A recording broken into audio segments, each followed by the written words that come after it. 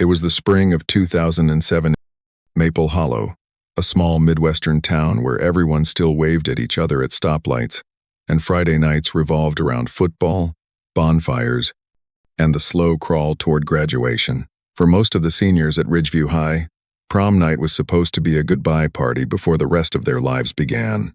For Allison Grant and Megan Holt, it was more than that. It was their last night together before college, one final night of freedom, before the world got bigger and scarier. Allison was the quieter one, soft-spoken, always with a camera around her neck. Megan was louder, confident, the kind of girl who could talk her way out of detention with a smile. They'd been best friends since kindergarten, inseparable through heartbreaks, cheer practice, and late-night drives on back roads. That night, both of them looked like versions of who they were becoming grown up, excited, unaware that their names were about to become part of the town's history. The dance ended just after 11:30. Phone photos from that night show them laughing in front of the gym doors, Megan in a silver gown, Allison in pale blue, both holding corsages that matched their dresses. They told friends they were going to swing by the lake overlook before heading home. It wasn't unusual. Cedar Hollow Pond was a popular spot, quiet, tucked just off Route 6, with a gravel pull-off that faced the water. Couples went there to talk, to say their goodbyes, to pretend high school lasted forever. At 12:14 a.m., Megan texted her mom, heading home soon. It was the last message she ever sent. By morning, Allison's father noticed her bedroom light still on, her bed still made. Megan's car wasn't in the driveway. Both families assumed the girls had stayed at a friend's house, maybe crashed after the after-party. But by noon, unease settled in. Neither of them answered their phones. Their MySpace pages, both usually active, hadn't been touched. Calls went straight to voicemail. By evening, Megan's father filed a missing persons report. Within an hour, the Grant family did the same. Deputies started with the obvious: friends, boyfriends, the prom venue, the after-party. Everyone told the same story. The girls left the dance together, laughing, saying something about one more stop. They never showed up anywhere else. By dawn, a full search was underway. Volunteers combed the tree lines near Route 6. Fire crews used spotlights to scan the pond's surface. Deputies walked shoulder to shoulder through overgrown ditches, calling their names. It didn't take long before they found something: tire tracks leading off the main road, cutting across soft dirt toward the edge of Cedar Hollow Pond. The marks stopped just a few feet from the waterline, then vanished. Divers entered the water at sunrise. The pond was dark, choked with cattails and rusted debris from years of runoff. Visibility was near zero. They found nothing that first day: no glass, no metal, no sign of a crash. But the sight of those tire marks was enough to send a ripple through town. Rumors began to fill the silence. Some said the girls might have driven off the wrong path in the dark. Others whispered about a fight at the dance, or a man seen near the parking lot that night. By the second day, local news had arrived. Reporters stood by the pond as officers directed traffic and sealed off the shoulder. Sheriff Daniels told cameras, "At this time, we're exploring all possibilities. We have no reason to believe foul play, but we can't rule it out." Behind the scenes, investigators were growing uneasy. The girls' phones were still missing. No credit card activity, no digital trail. Megan's car, her silver 2004 Honda Civic, was gone without a trace. Even a hit on the license plate came up empty. By Sunday, search teams expanded to the nearby woods and creeks. K-9 units picked up a faint scent trail near the pull-off but lost it at the tree ford water's edge. Locals began dropping off food for volunteers. Candles and photographs appeared on the guardrail overlooking the pond. Allison's mother stood there every evening, waiting. In interviews later, she said she kept expecting to hear her daughter's voice echo through the trees that maybe they were just lost or hurt, and the next sweep would find them. But as the weekend ended, and no new clues emerged, the tone shifted. Detectives quietly told the families to prepare for a longer search. A local fisherman came forward claiming he saw 2 sets of headlights near the pond that night, around midnight. He said they looked like they were parked close to the water. But when he drove by minutes later, the lights were gone. He assumed they'd left. That testimony was enough to keep the divers coming back. They returned day after day, pulling out scrap metal, old tools and tires, but never a car. Cedar Hollow Pond earned a new nickname among locals, the Bottom. It was said to be bottomless, fed by underground springs that made recovery difficult. For weeks, that stretch of road became a place of quiet dread, where parents drove slower, headlights flickering over the flowers pinned to the guardrail. Investigators mapped every possible route the girls could have taken, but nothing fit. No evidence of an accident, no witnesses to a chase or argument, and no signal from either phone after 12:41 a.m. The story spread beyond Maple Hollow. Local news turned it into a headline about 2 prom night disappearances. Parents in nearby towns used it as a warning. Don't stop at the lake.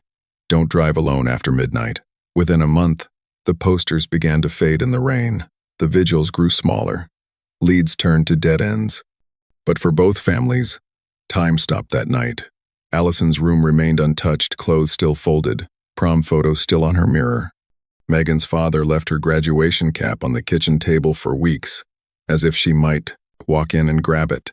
For the town, it became a quiet, collective wound, an unanswered question that lingered through summers, through storms, through 16 long years. And beneath that still water, where the tire marks had once led and vanished, something waited undisturbed, unseen, and buried deeper than anyone realized. Because Cedar Hollow hadn't just swallowed their car, it had swallowed the truth. Over the next several days, Cedar Hollow Pond became the center of everything.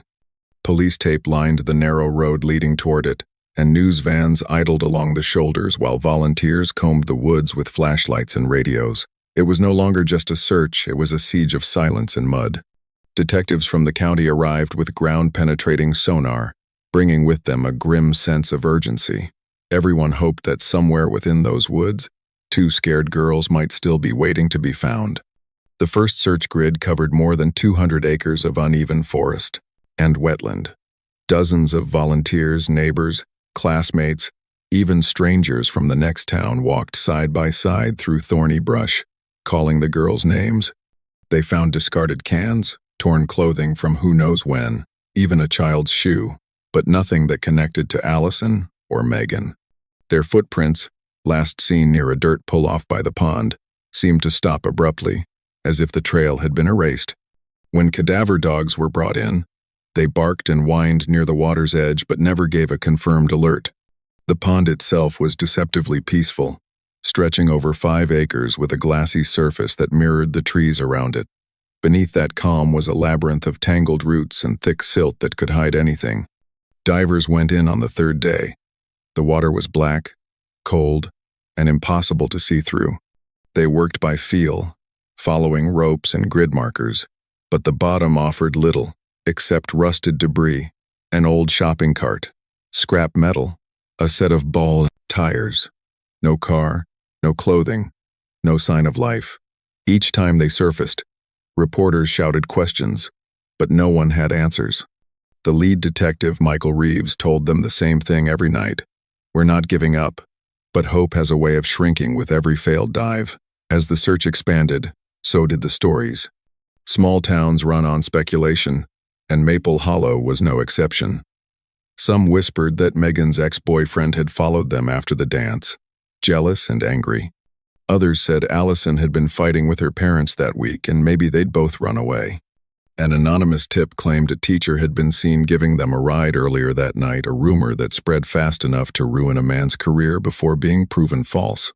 Still, detectives followed every lead, no matter how far-fetched. They checked nearby bridges, quarries, and culverts. They sent out bulletins to other counties and neighboring states. Nothing.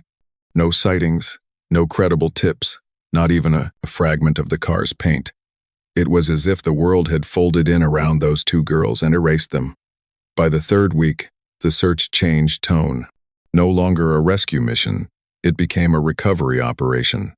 Detectives ordered a partial drain of Cedar Hollow, hoping to lower the water enough to expose anything trapped beneath.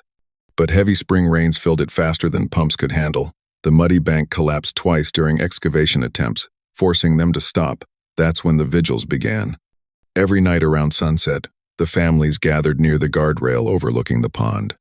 People from the community joined them, holding candles and signs with photos of Allison and Megan smiling in their prom dresses. The same photos that hung on lampposts and storefront windows across town.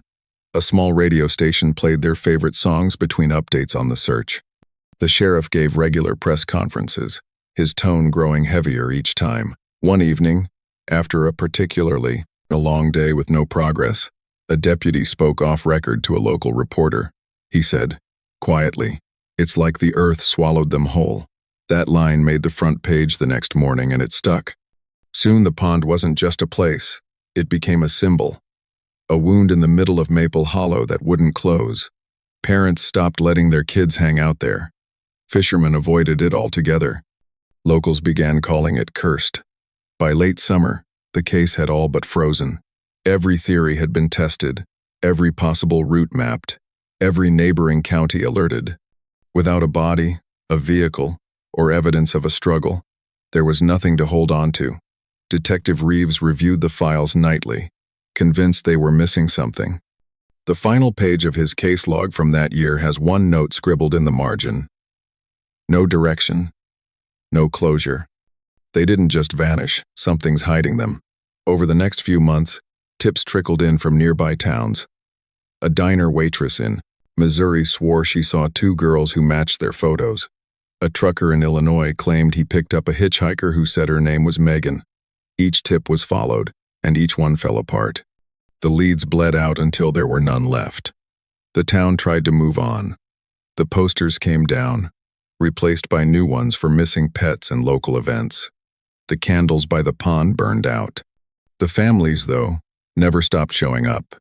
On the 6-month mark, both mothers stood together at the water's edge in silence, while reporters watched from a distance. They weren't speaking to the cameras anymore, they were speaking to the water. Winter arrived early that year, and when the pond froze over, it trapped the town's grief beneath a layer of ice. What had started as a desperate search for two missing girls turned into something colder, an open-ended question no one could answer. The following spring brought more of the same: speculation, theories, and nothing concrete. By then, new cases that had taken priority, and Cedar Hollow's mystery began fading from the headlines, but not from the hearts of the families who still stood by the road, staring out at the place where the tire marks had disappeared. It would take 16 more years before anyone learned what really happened that night, and by then, the truth waiting beneath the surface would change everything.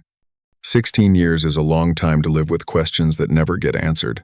By 2023, Maple Hollow had changed. The old diner by the highway was gone. The gas station had been remodeled, and the new generation of high schoolers only knew Allison Grant and Megan Holt as faces on a memorial wall. But for their families, time had never really moved forward. It circled the same point the night of prom, the unanswered call, the pond that never spoke back. Allison's mother, Karen Grant, had built her life around the search.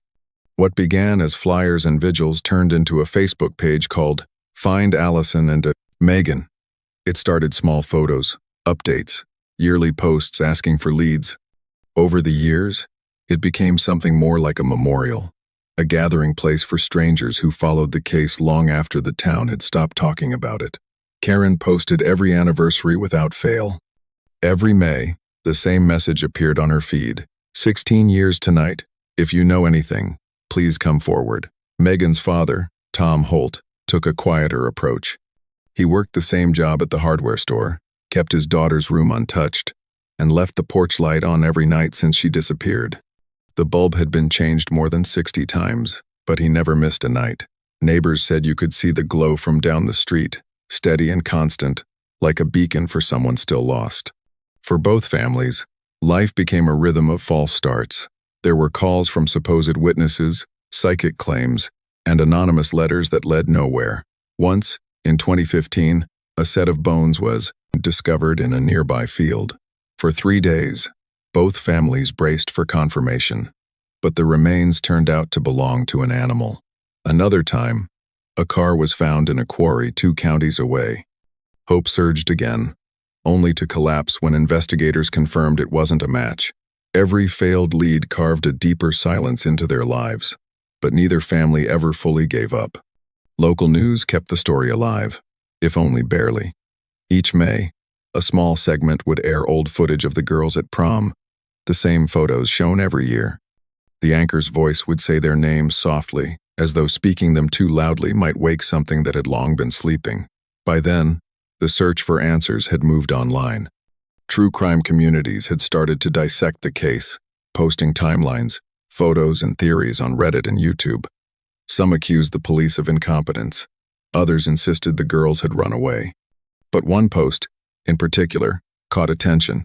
A blogger from Michigan who specialized in cold cases uploaded a video titled, "The Cedar Hollow Mystery, Did They Look in the Wrong Place?" The video used high-resolution satellite imagery that hadn't been available in 2007.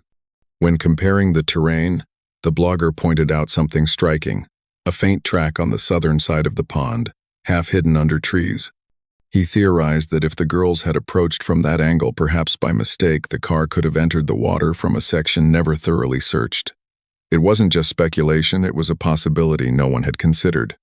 The post went viral within the true crime community. Soon, locals were sharing it on social media. Within days, pressure mounted on local authorities to reopen the case. That pressure reached Sheriff Dale Rooker, who had been a rookie deputy in 2007, the same young officer seen in background photos of the original search, holding a flashlight by the pond. Back then, he'd stood in the mud and watched divers pull up nothing, feeling helpless. Now, 16 years later, he was the one in charge. And he hadn't forgotten. Rooker ordered a review of all archived files related to the disappearance. What he found wasn't negligence, it was limitation. Back then, the technology simply didn't exist to search deep silt layers or map underwater structures. Cedar Hollow Pond was treated like a small lake, but hydrologically, it was more complicated. It had multiple feeder channels, with a bed that shifted seasonally. What might have been inaccessible in 2007 could now be mapped in detail. The sheriff requested an environmental assessment, citing safety concerns and potential contamination. But everyone in town knew what it was really about. A formal plan was drafted to dredge and partially drain Cedar Hollow Pond, pending state funding. For the first time in over a decade, something was happening. When word spread that the pond might finally be drained, the reaction was mixed. Some were hopeful. Others said it was a waste of time, that it would only bring back pain. But the families didn't hesitate. They attended every public meeting, wrote letters, even offered to help cover part of the cost. For Karen Grant, this was the moment she had waited half her life for. She told a reporter, "If they find nothing, at least we'll know we looked everywhere." Tom Holt simply said, "If my girl's still out there, she deserves to come home." That summer, the equipment arrived: trucks, pumps, and barriers, turning Cedar Hollow into a construction zone. Locals watched as the waterline began to shrink for the first time in decades, exposing long-buried tires, rusted barrels, and the skeletal remains of trees swallowed long ago. The smell of stagnant water and mud filled the air, familiar and foreign all at once. There was a sense of anticipation and unease that hung heavy over the town. 16 years of grief had turned into something closer to momentum. People began driving by again, slowing down at the barricades, looking out over the pond that had haunted them all. The families stood together at the edge, the same way they had years before. Though this time they weren't waiting for rescue teams, they were waiting for answers. And as the water continued to drain, as the bottom of Cedar Hollow finally began to show itself, no one in Maple Hollow could shake the feeling that something was about to surface, something that had been waiting all along, just beneath the still water. Every case we share isn't just a story, it's weeks of research, verification, and long nights chasing the truth. We do this because these stories matter. Someone out there still deserves to be remembered. If you want us to keep uncovering these mysteries, please like, subscribe, and tell us in the comments which part of today's case hit you the hardest. Your support keeps us going. And for more mysterious cold cases like this one, the links are waiting for you in the description below. Don't miss them. Now, let's get back to the case. By late June of 2023, the work at Cedar Hollow Pond had begun. What was once a quiet stretch of overgrown marshland had turned into a staging site: excavators, pumps, and investigators standing ankle-deep in mud, watching years of stillness break apart. For the first time since 2007, the air around that water felt alive again, thick with the scent of wet decay and diesel. Locals driving past would slow down just enough to glimpse the pond that had haunted their town for more than a decade. Some stayed, parked along the shoulder, unwilling to leave until they knew what, if anything, might finally surface. The first 2 days were uneventful. Crews worked around the clock, draining the pond in measured sections. As the water receded, it revealed layer upon layer of forgotten debris, broken bottles, rusted fencing, and tree limbs so entangled in muck they looked fossilized. Investigators from the county sheriff's office monitored every stage. They'd learned from past searches, nothing was too small to document. By the third morning, the waterline had dropped nearly 6 feet. The once glassy surface was now a landscape of muck and twisted branches. A team of environmental divers, brought in to survey any submerged hazards, worked slowly across the southern edge, the same section the blogger's satellite imagery had highlighted months earlier. Visibility was poor, and every movement stirred clouds of brown sediment. It was supposed to be routine. Around mid-afternoon, one of the divers radioed in a sighting. Something metallic was protruding from the mud, half buried under roots. At first, it looked like old farm equipment or part of a dock structure. But as they cleared away the debris, a different shape began to take form, rounded, symmetrical, unmistakably automotive. Then came the reflection of glass beneath the silt. When the diver surfaced, his voice on the Yanzom radio was steady but shaken. "We've got a vehicle down here." Within hours, the pond was sealed off. Deputies established a perimeter, and crime scene technicians moved in. Excavators were positioned to assist, but the process was delicate. After 16 years underwater, the vehicle's structure had fused with the mud. One wrong move could destroy critical evidence. The team decided to proceed manually, inch by inch, peeling back the pond's grip. As dusk settled, the car's silhouette finally emerged, a silver sedan, caked in decades of grime. The back bumper was barely recognizable, but when the mud was cleared away, the outline of a license plate appeared. Under a film of algae and rust, faint letters began to show. The numbers matched the one that had been listed in every missing persons bulletin since 2007. Megan Holt's Honda Civic. Word spread fast. Within an hour, the road was lined with vehicles and camera crews. Residents gathered behind barricades in silence, some clutching candles, others just staring. It was as if the entire town had come to bear witness. When the car was finally lifted from the mud, water poured out through shattered glass like dark blood. Investigators stepped back as a hush fell over everyone present. Inside, there were 2 silhouettes, small, fragile, unmoving. Even after 16 years, they were still side by side. Forensic teams worked through the night under portable floodlights, treating the area like sacred ground. Evidence markers dotted the mud, each step documented.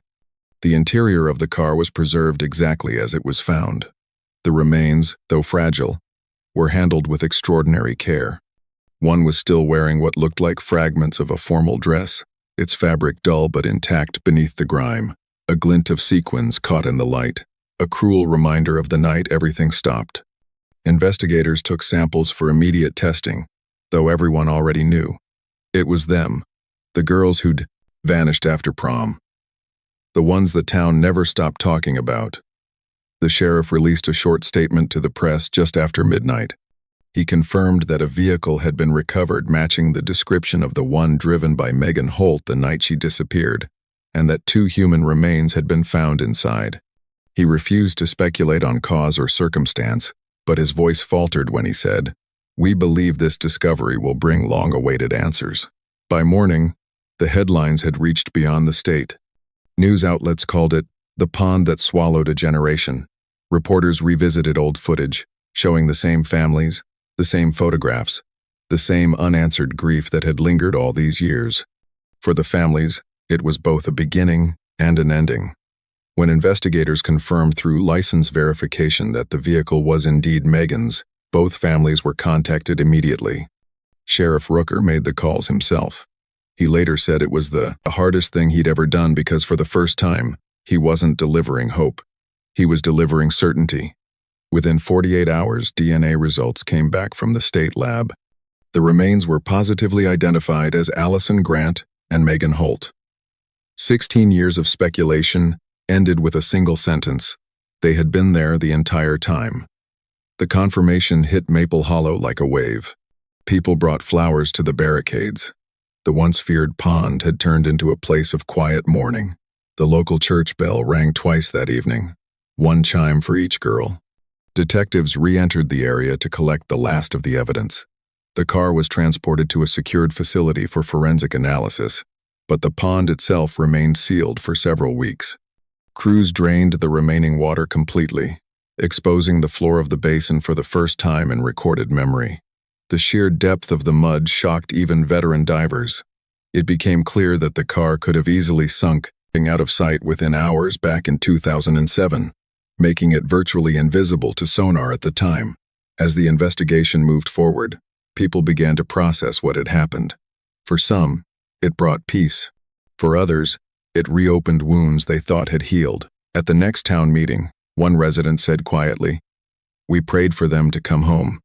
I guess they finally did." Allison's mother and Megan's father met privately with the sheriff to thank him for reopening the case. When they visited the site together days later, they didn't speak much. They just stood near the barricade, looking at the place that had held their daughters for 16 years. The air smelled of silt and rain, but for the first time, there was no sense of mystery, only finality. Across social media, people shared photos from the night of prom. Two girls, smiling under string lights, caught in a moment that now felt frozen in time. The truth had finally come out of the water.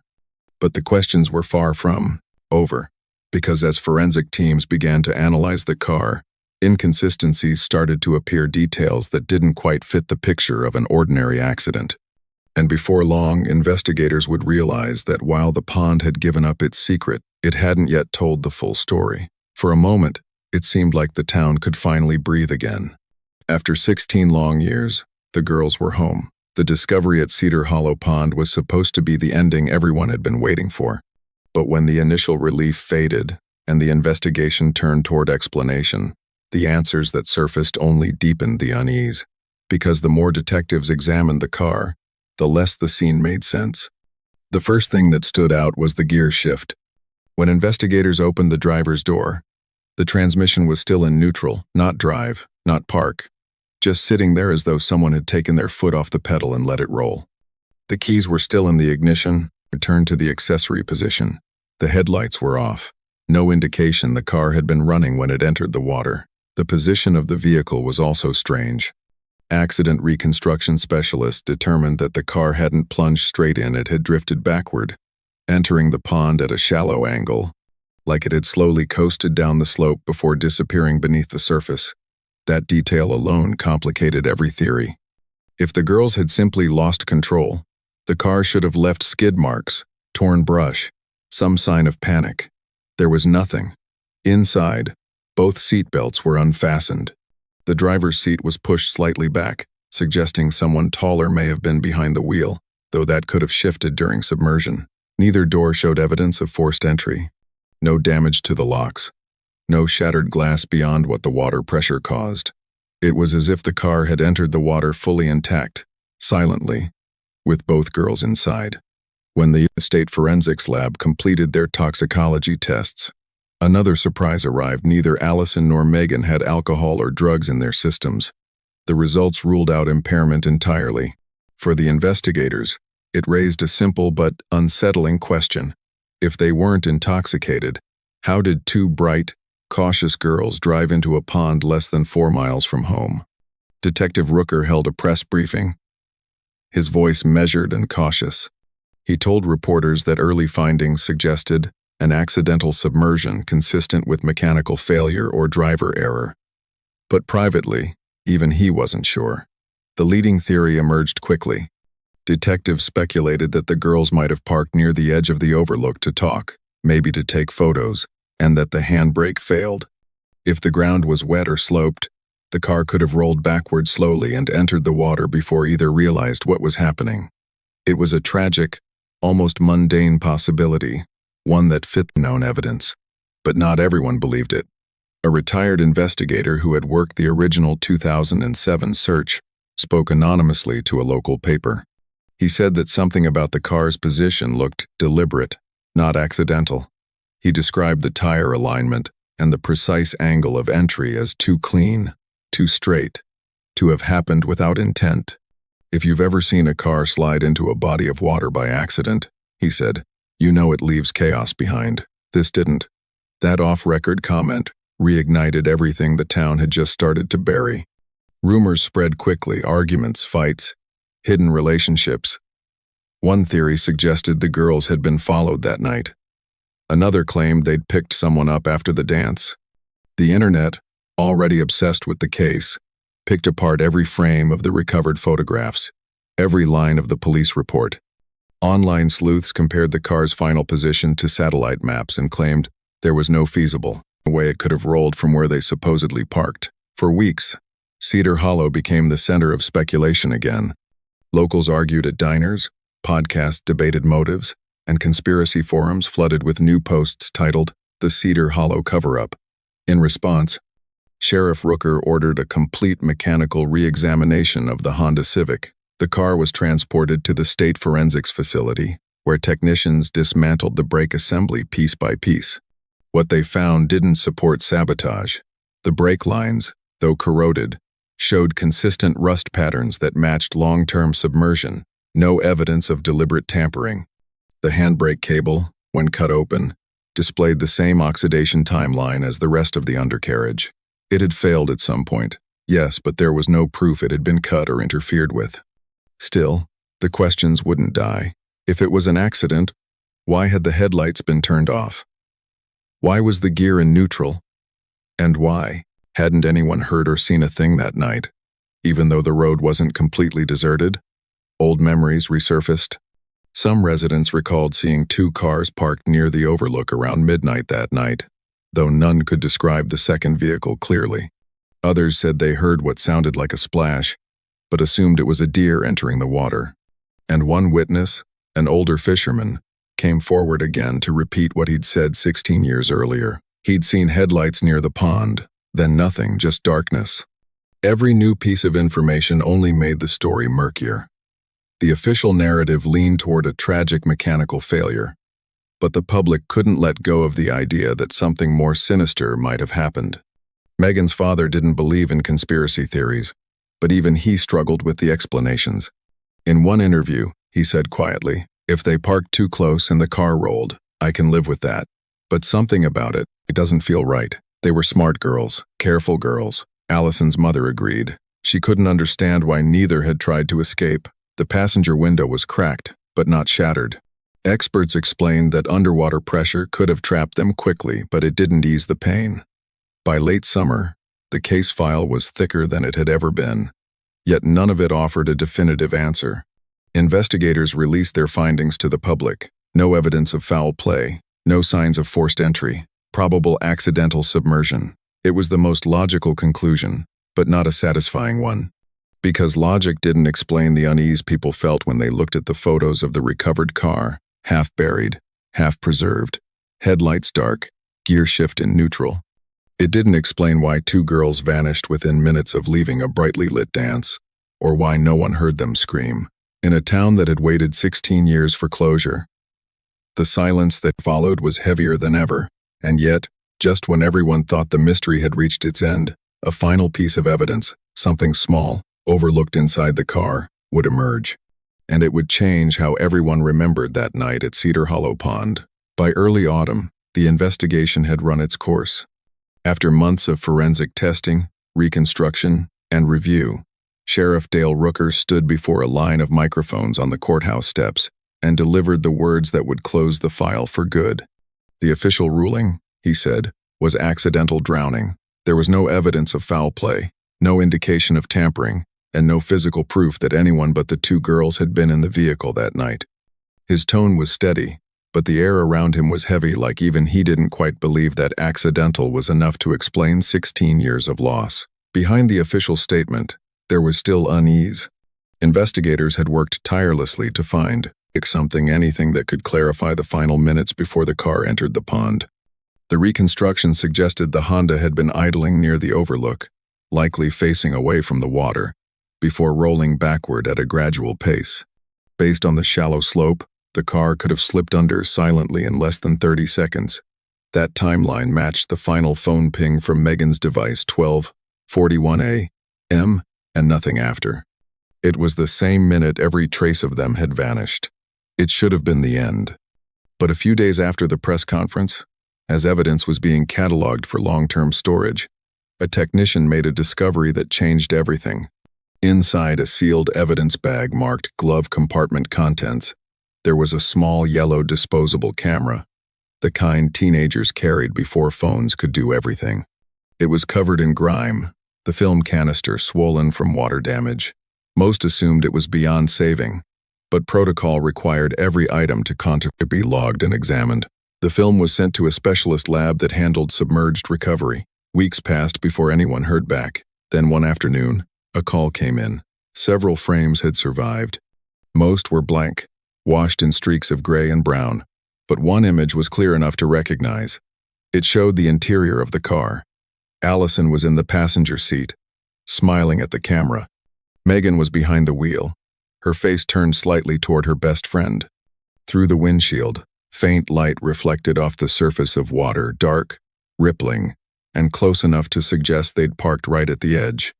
The timestamp in the corner read 12:41 a.m., the exact minute of that final phone ping. Forensic experts concluded the photo had likely been taken moments before the car entered the pond. There was no sign of distress in their expressions, no panic, no fear. Just two friends, dressed for prom, laughing at something that would never be known. When the families were shown an image, they didn't speak for a long time. Karen Grant said later that she didn't see tragedy. When she looked at it, she saw a frozen moment of innocence before whatever happened next. For her, the photo meant they hadn't been lost in fear. They'd been together, unaware that their lives were seconds from ending. The sheriff didn't release the image publicly, but the existence of it leaked to the media. The coverage reignited national attention. True crime forums debated every pixel, the angle of the headlights, the reflection on the windshield, the faint blur behind the car that some claimed looked like movement. But investigators were firm.